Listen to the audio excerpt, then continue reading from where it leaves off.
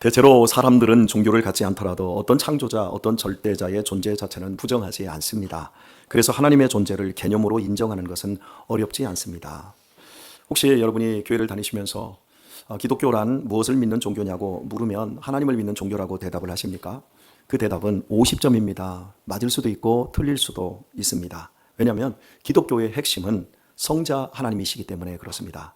단지 하나님이 있음을 인정하고 믿는 것이 기독교 신앙이 아니라 하나님과 동일한 본성을 가지신 아들이 육신을 입고 이 땅에 나를 위해 오셨고 나를 위해 죽었고 나의 구주가 되셨다라는 사실을 믿는 것이 기독교입니다.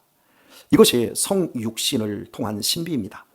예수님이 역사 속 실존 인물이었다는 것까지는 대부분 인정합니다. 그리고 위대한 인물로도 추앙을 합니다.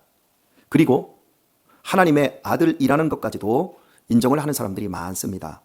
하지만 이 예수님을 나의 구주로 받아들이는 것은 매우 어려워합니다. 이단이 이 지점에서 많이 생겨나는 겁니다. 또 하나의 기독교 신앙의 어려움은 성령입니다. 의외로 기독교인들 중에 성령에 대해 몰지각한 사람들이 굉장히 많습니다. 교회의 혼란과 무질서와 분쟁과 이 모든 것이 성령님에 대한 지식의 부재나 혹은 오해에서 비롯됩니다. 제가 여러분들에게 성령님을 이제 이 본문을 통해서 여러 번 제가 설교를 하게 되어질 겁니다. 이 오해와 또 성령에 대한 그 지식의 부재를 여러분이 잘 바로잡으시고 바르게 채워나가셨으면 좋겠습니다. 아멘을 딱 두 사람만 하시는데요.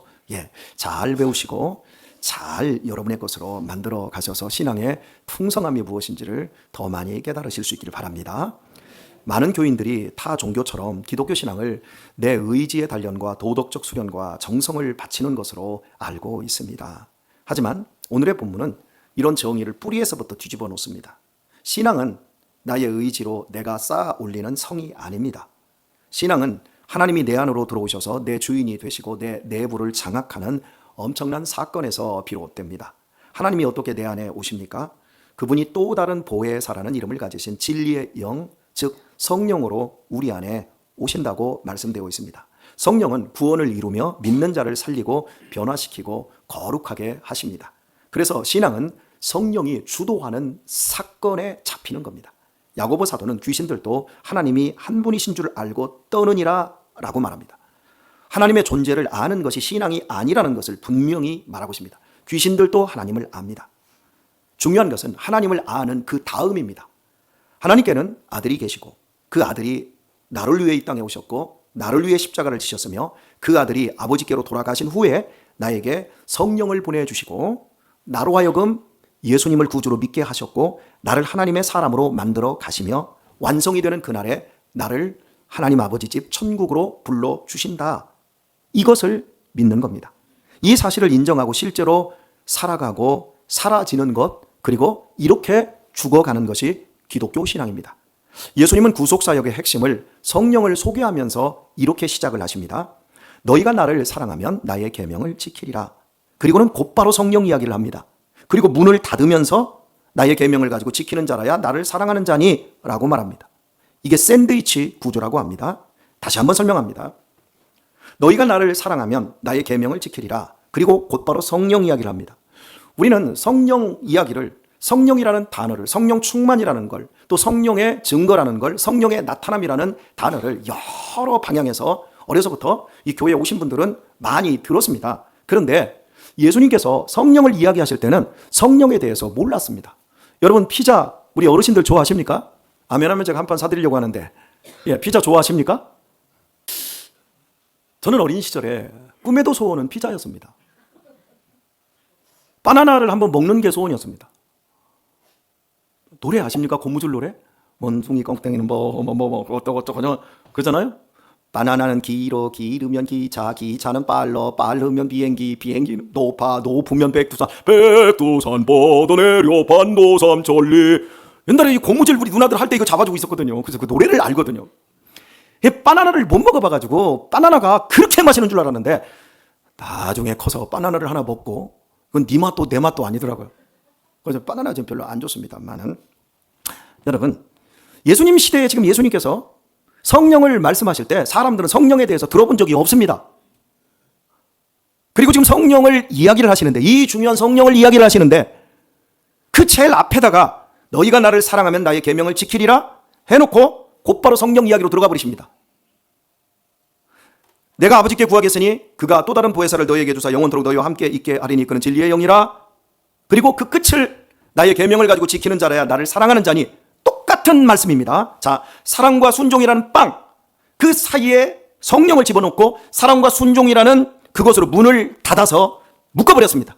그러니까 여러분이 기억하셔야 될 게 뭐냐면 성령을 생각하면 순종, 사랑, 이것과 함께 가야 됩니다.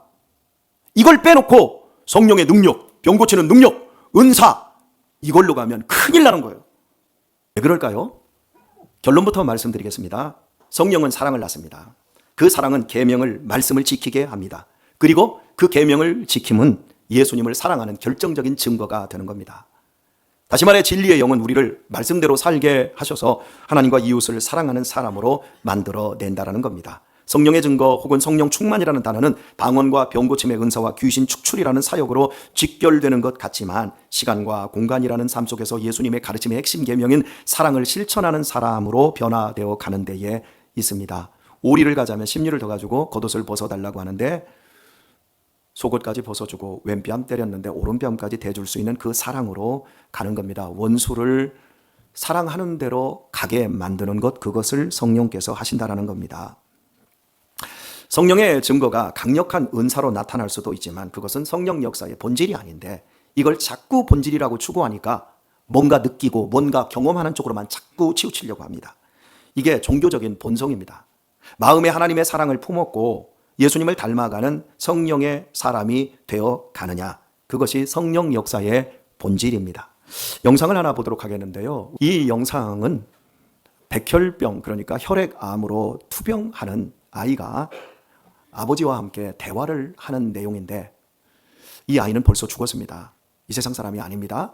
그런데 우리가 이 아이가 아버지와 대화하는 내용과 그의 얼굴을 한번, 분위기를 한번 여러분이 보아주시기를 바랍니다. 그리고 제가 잘 안 보이니까 자막을 읽어드리도록 하겠습니다. 한 아이가 고백하길 하나님은 왜 너에게 암을 주셨을까?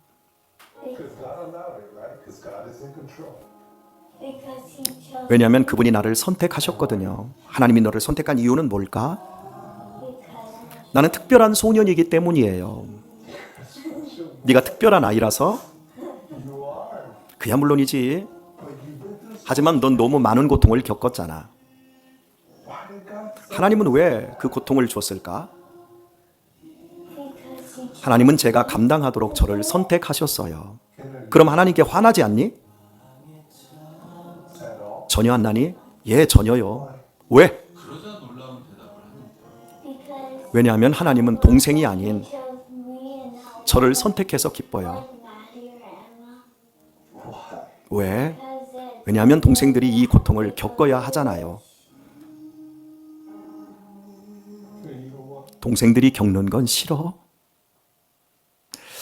대체 어른도 감당하기 힘든 암과 그 투병의 고통에도 원망이 아니라 자신이 하나님께 특별히 선택되었다고 기쁨으로 수용하고 동생이 아니라서 감사하다고 동생을 자신보다 더 사랑할 수 있는 그 힘이 이 아이에게서 어떻게 생긴 것일까요? 바로 저런 일이 성령께서 하시는 일입니다. 종교적이고 웅장한 모습은 전혀 안 보입니다. 무슨 막 결기가 있고 이게 없습니다. 그러나 저 분위기를 보십시오. 얼마나 편안합니까? 얼마나 따뜻합니까? 얼마나 사랑스러운 모습입니까? 성령께서 주시는 사랑은 어떤 은사보다도 강력하고 최고 중에 최고 은사입니다. 최고의 능력은 사랑입니다. 주고 보상을 원하는 사랑이 아니라 그냥 흘려보내는 사랑이요. 병 고치고 어떤 사역을 행하고 뭔가 초자연적인 것이 나타나는 것이 최고의 은사가 아니라 오직 예수님의 말씀에 순종된 사랑을 하는 것, 예수님을 닮은 사랑, 그것입니다. 주 안에서 사랑하는 우리 교우 여러분, 이제부터 성령 충만, 성령의 나타남, 성령의 증거라는 단어가 나오면 꼭 이 따뜻하고 이 편안한 사랑을, 이 아름다운 사랑을 먼저 떠올릴 수 있기를 바랍니다. 병 고치는 것, 은사로 나타나는 것, 그거 생각하지 마시고 성령 충만하면 사랑이 녹아지는 거라는 걸 여러분이 기억을 하시길 바랍니다. 제발 아멘 좀 해주세요. 16절 말씀을 보면 내가 아버지께 구하겠으니 라고 말씀하고 있습니다. 여기에는 엄청난 복음의 질서를 말씀하고 있습니다. 성령은 그냥 공짜로 하늘에서 떨어지는 선물이 아닙니다. 성령은 십자가의 피값으로 오신 분입니다. 우리는 구원도 성령도 거저받습니다. 우리는 은혜로 거저받았습니다. 그러나 우리가 거저받은 이 은혜는 주님께서 그 대가를 죽음으로 계산해 주셨기 때문입니다. 성령은 십자가의 대가로 우리에게 주신 하늘의 값진 선물입니다. 그러므로 성령을 말할 때 반드시 십자가로 돌아가야 합니다. 성령을 말하면서 십자가가 흐릿해지고 은사라든지 방언이라든지 병 고치는 것 쪽으로만 가면 안 됩니다. 다른 영으로 흘러갈 위험이 매우 커집니다. 그래서 여러분 그 지점에서 이단들이 생겨나는 겁니다. 레퍼츠 공원 옆에 있는 하나님의 교회라는 간판을 크게 건 이 단체가 있지 않습니까? 거기가 바로 이단입니다. 교주 안상홍을 그들은 구세주이며 성령이라고 고백을 합니다. 예수님의 십자가 구속을 놓치게 하는 성령의 역사는 미혹의 영이지 절대 진리의 영일 수가 없습니다. 예수님은 본문에서 분명하게 말씀하십니다. 세상은 능히 그를 보지 못하나니 이는 그를 보지도 못하고 알지도 못함이라. 성령을 볼 수도 없고 성령을 세상은 알 수도 없다 그럽니다. 여기서 세상은 지구를 뜻하는 것이 아니라 그리스도께 속하지 않은 사람들을 뜻합니다. 예수님이 하나님의 아들이시며 우리를 위해 보내신 구원자라는 사실을 믿지 않는 사람은 성령을 받지 못한 사람들입니다. 고린도전서 12장 3절은 이렇습니다. 누구든지 성령이 아니고는 예수님을 주시라 할 수 없느니라. 성령이 역사하는 사람에게만 예수님을 구주로 받아들일 수 있습니다. 믿음의 증거, 믿음의 확신, 그것이 성령 받은 사람의 첫 번째 특징입니다. 성령은 하늘에서 무작위로 떨어지는 운 좋은 선물이 아니라 예수님의 그리스도, 나의 구주 되심을 증거해주는 확실한 증표입니다. 그러므로 인간이 이 진리의 영을 실제로 받았고 이 영의 지도를 받게 되면 어떤 일이 일어나겠습니까? 성령이 임하면 가장 먼저 주어가 바뀝니다. 내가 무엇을 할까? 거기에서 주님이 나에게 무엇을 원하실까? 주어가 내 인생에서 바뀌어버립니다. 신앙생활하면서 교회에서 내가 어떻게 하면 하나님 앞에 헌금 더 드릴까? 내가 어떻게 하면 봉사를 많이 할까? 여러분, 그 주어가 안 바뀌는 이상 내 신앙생활이 20년, 30년, 50년을 해도 성령의 사람으로 변화가 안 됩니다. 주님이 이 교회를 통해서, 나를 통해서 주님이 원하시는 것이 무엇일까? 자기가 없어져야 됩니다. 이는 단순한 도덕적 결단이 아닌 삶의 방향과 목적이 달라지는 것으로 확인이 되어집니다. 저는 여러분에게, 우리 특별히 학생들, 청년들에게 인생에 꼭 한번 읽어볼 만한 책으로 이 부활, 톨스토이의 부활을 읽어보라고 권면드리고 싶습니다. 어차피 안 읽을 거니까 다시 한번 권면드립니다. 꼭 읽으세요. 이 머리는 지지고 볶고 파마하고 물들이라고 있는 게 아니라 지식을 담으라고 있는 거예요. 제발 읽으세요. 돌스토이에 보면 그 주인공 네올리오도프 공작이 나오는데요. 귀족이잖아요. 자신의 쾌락을 위해 하녀를 유혹을 합니다. 그리고 순간의 쾌락을 채우고는 비정하게 이 하녀를 버립니다. 일회용품 취급을 받은 하녀 카츄샤는 창녀가 되어버립니다. 그리고 살인 누명까지 쓴 죄수로 전락하고 맙니다. 그리고 시간이 지났습니다. 어느 날 네올리오도프가 법정에서 배신문으로 있는데 웬 여자가 살인자로 몰려서 피고인으로 들어왔는데 가만히 보니까 자기가 버렸던 카츄샤입니다. 마음이 갑자기 떨리기 시작합니다. 전혀 양심의 가책이 없었는데 갑자기 마음이 떨리기 시작합니다. 이게 여러분 영적 각성입니다. 성령을 그때 받은 겁니다. 그리고 자신의 죄에 대한 극심한 고통을 느낍니다. 자신의 부와 특권이 너무나 부끄럽게 느껴지고 사회의 구조적인 불의와 모순이 보이면서 네올리오도프는 자신의 모든 영화 공작이라는 지위와 모든 것을 다 버리고 카츄샤가 유배된 시베리아까지 따라가며 당신과 결혼하고 싶습니다. 내가 당신을 책임지겠습니다. 그런데 그 여는 밀어냅니다. 그리고 그녀는 끝내 다른 남자와 결혼하고 이 네올리오도프는 이런 카츄샤를 끝까지 뒤에서 서포트를 합니다. 전혀 새로운 인생으로 방향을 전환을 해버립니다. 주변의 사람들은 네올리오도프를 미쳤다고 말합니다. 그런데 그때 정말 네올리오도프가 위대한 말을 합니다. 나는 지금에야 진짜 살아있다는 걸 느낍니다. 제가 여러분에게 묻습니다. 여러분은 살아있음을 느낍니까? 삶의 의욕이 있습니까? 살아갈 이유가 있습니까? 마지못해 사십니까? 죽지 않으니까 사십니까? 아니면 나는 지금 살아있는 그 이유가 분명하고 살아있음 때문에 환희를 하고 있습니까? 제가 부활을 처음 되었을 때는 26, 7살 무렵이었습니다. 그때 한참이나 질문했습니다. 나는 정말 살아있는 거 맞나? 이게 지금 사는 건가? 돌스토이는 부활이라는 작품을 통해서 죽은 예수님만 살아났다고 믿는 것이 믿음이 아니라 죽어있던 내 양심이 살아나는 것임을 보여주고 있는 겁니다. 그래서 이 톨스토이의 부활이라는 작품을 통해서 결국 러시아 사회가 변화될 수 있는 이런 방향으로 나아가는데, 그것이 이제 1907년 볼셰비키 혁명으로까지 나아가서 온 인류가 바뀌어지는 대로 나오는 거죠.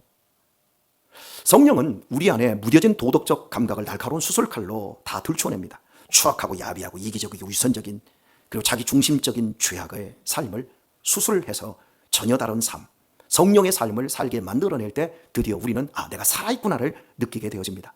단지 성경 공부를 많이 해서 예수님이 하나님의 아들이다를 교리적으로 배우고 지식으로 동의하는 것만으로 성령을 받은 것이 아닙니다. 성령이 역사하실 때는 죄에 대한 심한 고통과 좌절이 동반이 됩니다. 지금까지 나는 잘 살았고, 나는 도덕적으로 참 의롭고, 나는 형제 우애했고, 나는 가장으로서 참 괜찮게 살았고, 나는 엄마로서 정말 당당했고, 나는 아무런 꺼리낌이 없었는데 성령이 역사해버리면 내 주어가 다 무너져 버립니다. 내 죄가 다 드러나고요, 나의 부끄러움이 드러나고요, 내 안에 어둠이 밝혀지고 내가 나를 구원할 수 없다라는 절망이 오고요, 나의 한심함의 그 절망 속에서 마침내 내 영혼을 온전히 예수님께 맡기는 믿음으로 나아갈 수 있게 되어집니다. 절망하지 않은 사람은 믿음 생활 시작하지도 않은 겁니다. 내가 뭔가를 할 수 있고, 내가 뭔가를 끊을 수 있고, 내가 뭔가를 이룰 수 있고, 내가 종교적인 업적으로 내가 뭔가를 다가갈 수 있다라고 하는 사람은 아직 기독교 신앙을 출발도 안 한 사람이에요. 그런데 완전히 무너진 자리에서 그냥 내 손을 하나님 앞에 드리고, 주님 잡아주십시오. 그때 우리는 드디어 믿음 생활에 한 걸음을 내어 디딜 수 있습니다. 그때서야 우리는 주님께 항복하게 되는 거죠. 그래서 성령의 특별한 체험보다 더 본질적인 것은 내가 주님께 정말 항복했느냐, 내 영혼의 주인이 정말 바뀌었는가입니다. 내가 나를 붙들던 손이 풀리고 예수님께 정말로 맡겨졌는가입니다. 여러분은 여러분의 자존심을 붙잡고 지금 이 교회 생활을 한다니까요. 여러분의 자존심이 무너져야 돼요. 여러분의 자존심이 무너졌을 때 나의 진짜 모습이 나옵니다. 그런데 우리는 적당히 종교적으로 포장을 할 수 있어요. 그리고 신앙생활을 한다 그럽니다. 이렇게 포장되어 있는 채로 가면 나중에 뭐가 되냐면 마지막에 다 쭉정이가 되는 거예요. 그냥 염소인 거예요. 주님께 내 자존심까지 다 항복이 되는 그 자리까지 우리 가는 겁니다. 소극적으로는 내 자신이 항복되는 거고, 적극적으로는 예수님이 내 안에서 삶을 사셔서 예수님의 삶이 나를 통해서 나타나는 데까지 가게 하는 것, 그것이 기독교 신앙의 핵심인 겁니다. 그 일을 누가 한다고요? 성령님이 시작하고 성령님이 마치기까지 이끌어 주신다는 겁니다. 그래서 믿는 사람은요, 세상 사람과 구별이 됩니다. 세상은 성령을 믿지도 못할 뿐만 아니라 알 수도 없고 성령의 인도를 받지도 못합니다. 모든 것을 자기가 계획해야 하고 자기가 해야 합니다. 자기가 주인이 되어야 됩니다. 그렇지 않으면 불안해서 견디지 못합니다. 이 교회 안에서도 그러잖아요. 내가 주도해야 되고, 내가 뭔가 해야 되고, 내 자존심 사워야 되고, 그거 여러분 내가 아닌 거예요. 그러나 성령을 받은 사람은 점점 다른 방식으로 살아갑니다. 계산은 하되 계획은 하되 자신을 자기가 통제하려 들지 않습니다. 결과 역시 자기가 만들지 않습니다. 책임은 지되 불안에 매이지도 않습니다. 그저 오늘 하루하루를 살아갑니다. 왜냐하면 내 속에 예수님과 같은 또 다른 보혜사 성령님이 계시기 때문입니다. 이것을 인도함을 받아본 사람은 알게 되어집니다. 금주에 저에게 이런 말을 하는 그 성도님이 계셨습니다. 목사님 지금 어려움을 겪고 있는 일이 다 끝났습니까? 아니다. 아직도 진행 중이다. 그런데 어떻게 목사님 그걸 그렇게 아무렇지도 않게 그렇게 살아내세요? 여러분, 본질적으로 저는 제가 혼자가 아니기 때문에요. 저를 통해서 당신의 거룩한 일을 이루시는 하나님의 손에 제 자신이 붙잡혀 있기 때문에 저는 믿고 오늘 하루만 버티는 겁니다. 오늘 하루만 살아가는 겁니다. 오늘 하루 살았더니 그것이 하루가 되고 이틀이 되고 해서 1년이 되었습니다. 세상 사람은 절대 이해할 수 없습니다. 제가 지난 1년을 살아가면서 노예에서 월급을 받는 것도 아닙니다. 그런데 그 모욕을 당하고 그 욕을 당하고 법정으로 소송당하고, 그런데 그걸 버텨냅니다. 그리고 누구보다도 열심히 그 일을 잘 해냅니다. 왜요? 그 일이 누구 일이니까요? 주님의 일이니까요. 세상 사람은 절대 이해 못합니다. 그렇다고 제가 막 힘들어하지만 그것을 너무 싫어하고 막 얼굴 으둥거리고 억지로 합니까? 제 몸이 망가지고 제 정신이 망가지는 한이 있어도 기쁨으로 하기 위해서 성실과 최선으로 그 자리를 지켜내지 않습니까? 세상은 이거 절대 못합니다, 여러분.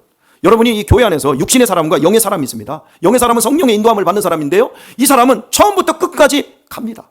누가 알아주든 안 알아주든 끝까지 갑니다. 그러나 육의 사람은 한두 번 열심히 하다가 끝내버립니다. 완전히 다르죠. 성령은 결국 우리를 사랑의 순종으로 이끕니다. 억지로 지키는 율법이 아니라 사랑해서 지키는 계명이 되어져 버립니다. 육아를 하는 아기 엄마들, 그 아빠들은 밤에 아이에게 분유나 우유를 주고 기저귀를 갈아주어야 합니다. 그리고 아이가 아프면 아이가 꼭 한밤중에 또 새벽녘에 굉장히 열이 많이 납니다. 이 엄마 아빠들의 이 고통이 참 심하지요. 매우 힘든 육아이지만 엄마 아빠는 고통이 아닌 기쁨의 책임으로, 당연한 사랑의 책임으로 그 일을 잘 감당합니다. 이와 같습니다. 성령님은 우리 안에서 예수님의 계명을 이렇게 기쁨으로 지킬 수 있도록 우리의 심령을 도와주십니다. 이렇게 아름다운 마음으로 하나님의 말씀에 순종하게 되어질 때 인간 관계의 회복이 일어납니다. 용서할 수 없었던 사람을 용서할 수 있게 되고, 이해할 수 없었던 일을 이해할 수 있게 되어지고, 손해보는 자리에서 웃을 수 있게 되어집니다. 이것이 성령께서 만드는 사회적 기술력입니다. 이렇게 계속해서 살아가는 사람은 결국 이 세상이 알 수도 없고 감당할 수도 없는 다른 종류의 사람으로 진화하게 되어 있습니다. 세상은 경제 위기, 전쟁, 질병, 죽음 앞에서 공포를 느끼며 탄식과 절망밖에는 할 것이 없습니다. 그러나 같은 상황입니다. 우리도 공포를 느낍니다. 그러나 탄식과 절망으로 끝내지 않습니다. 왜냐하면 성령의 사람은 고아와 같이 버려두지 않으시는 보혜사 성령님의 인도를 신뢰하기 때문에 그렇습니다. 그래서 세상이 아무리 떠들고 세상이 저 호르무즈 해협이 막혀 있고 뭐 어쩌고 뭐 어떻게 해도 우리 안에는 평안이 있습니다. 세상이 뺏을 수 없는 평안이 있습니다. 하늘이 무너져도 우리 안에는 기쁨이 있습니다. 왜냐하면 우리는 하나님 아버지가 우리의 아버지이기 때문에 그렇습니다. 그래서 존재 자체가 이렇다 보니까요, 타인들에게 영감을 주는 살아있는 메시지가 됩니다. 삶 자체가 설교로 변해버립니다. 작년 연말 우리 교회 한 성도님이 삶의 바닥을 치는 경제적 위기 앞에 서 있었습니다. 부모로부터 이어진 상속 빚으로 파산의 문턱까지 몰아붙일 때 그분에게 필요한 것은 단지 돈만이 아니라 더 이상 혼자가 아니다, 너는 고아가 아니다라는 복음의 손길이었는지도 모릅니다. 그때 우리 교회 성도님 28분이 누구의 지시도 명령도 없이 조용히 마음을 모았는데, 어떤 분은 100만 원을 내놓고 어떤 분은 10만 원, 5만 원도 내놓고 이런 식으로 돈을 모았어요. 형편이 넉넉해서가 아니라 성령께서 마음을 움직이시니 이렇게 돈도 움직여서 모여졌습니다. 십시일반이라는 말이 이렇게 따뜻할 수 있구나 싶었습니다. 광고도 제가 하지 않았습니다. 모 성도님이, 권사님이 이런 일이 있다 해서 그래요? 내가 그러면 얼마 내놓을 테니까 나머지는 권사님 알아서 하세요 했더니 28명이 그렇게 내놨어요. 그래서 그렇게 모인 성금은 놀랍게도 그 성도님이 필요로 하던 액수의 2배가 헐쩍 넘어버렸습니다. 그 성도님은 마침내 그 무거운 착고에서 빠져나와 자유와 새 삶의 숨을 다시 쉴 수 있게 되었습니다. 그분이 제 앞에서 얼마나 울었던지요. 그 감격에, 그 고마움에, 하늘 가족의 그 고마움에 눈물을 멈추지를 못하더라고요. 그분을 도운 성도님들은 생색내지 않았습니다. 누가 얼마를 냈는지 아무도 앞자리에 서지 않았습니다. 모두 십자가를 내세우고 뒤에 숨어버렸습니다. 여러분, 이게 신앙이라고요. 내가 했으니까 내가 드러나야죠. 내가 드러나는 건 상 받고 끝나버리는 겁니다. 그러나 십자가 뒤에 숨게 하시는 그 능력은 성령님이 하시는 겁니다. 오직 한 가지, 이 28분은 형제를 사랑하라는 주님의 계명을 성령 안에서 지켜냈을 뿐입니다. 그분들은 사랑으로 성령을 증거한 사람들인 줄 믿습니다. 그리고 지난 주일 부활절이었습니다. 부활 감사 헌금뿐만 아니라 고난주간의 금식을 감사하며 금식 헌금까지 함께 올려졌습니다. 그 모든 헌금은 전액 이웃을 위한 구제에 사용되는데, 헌금 봉투들 사이에 특별한 목적 헌금 봉투가 하나 섞여 있었습니다. 근자에 우리 교회 한 청년이 금전적으로 참 억울하고 어려운 일을 당했더랬습니다. 안타까웠습니다. 그런데도 그 청년은 역경에 눌려 무너지지 않았습니다. 슬픈 기색으로 사람들의 동정을 구하지도 않았고 환한 얼굴로 세상을 탓하지도 않은 채 그저 자기 자리를 묵묵히 지켰습니다. 교회 사역도 삶도 조용히 그리고 성실하게 중심을 붙들었습니다. 저는 확신합니다. 이 청년은 믿음의 사람입니다. 이 청년은 확실히 주님의 사람입니다. 이 청년은 성령의 사람입니다. 바로 그 청년에게 전해달라며 무명으로 200만 원이 목적 헌금으로 드려진 것입니다. 누가 드렸는지 우리는 모릅니다. 십자가 뒤에 숨으셨기 때문에요. 그러나 한 가지만은 분명합니다. 그 봉투를 넣은 무명의 성도님 역시 사랑받는 주님의 사람이며 성령의 사람임이 틀림없습니다. 성령 안에서 이루어진 참된 사랑과 사역은 자기 이름을 세우지 않습니다.